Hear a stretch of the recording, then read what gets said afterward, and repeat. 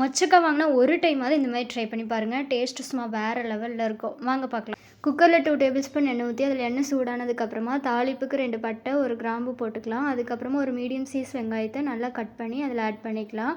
வெங்காயம் நல்லா வதங்கினதுக்கப்புறமா அதில் 3 மீடியம் சைஸ் தக்காளிகளை கட் பண்ணி ஆட் பண்ணிக்கலாம். இப்போ இதையும் நல்லா வதக்கி விட்டுறலாம். இப்போ இது கூட தேவையான அளவு உப்பு ஆட் பண்ணி 2 டேபிள் ஸ்பூன் இஞ்சி பூண்டு விழுதை இது கூட ஆட் பண்ணிக்கலாம். இப்போ இஞ்சி பூண்டோட பச்சை வாசனை போகிற வரைக்கும் இது நல்லா வதக்கி விட்டுறலாம். இதுக்கப்புறமா இதில் ஸ்பைசஸ்லாம் நம்ம ஆட் பண்ணிக்கலாம். இதில் 1/4 டீஸ்பூன் மஞ்சள் தூள், 1 டேபிள் ஸ்பூன் கறி மசாலா, 1 டேபிள் ஸ்பூன் மிளகாய் தூள் எல்லாத்தையும் போட்டு நல்லா வதக்கி விட்டுறலாம். இப்போ உரிச்சு வச்ச மொச்சக்காய் நல்லா வாஷ் பண்ணி இது கூட ஆட் பண்ணிக்கலாம்.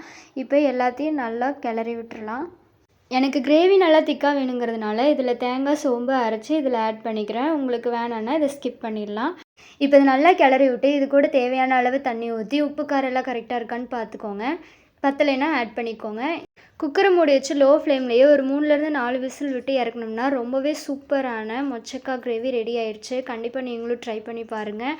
இந்த வீடியோ பிடிச்சிருந்தா லைக் பண்ணுங்கள். இது போன்ற நிறையா வீடியோக்களை பார்க்க நம்ம சேனலை சப்ஸ்கிரைப் பண்ணி வச்சுக்கோங்க. தேங்க்யூ ஃபார் வாட்சிங்.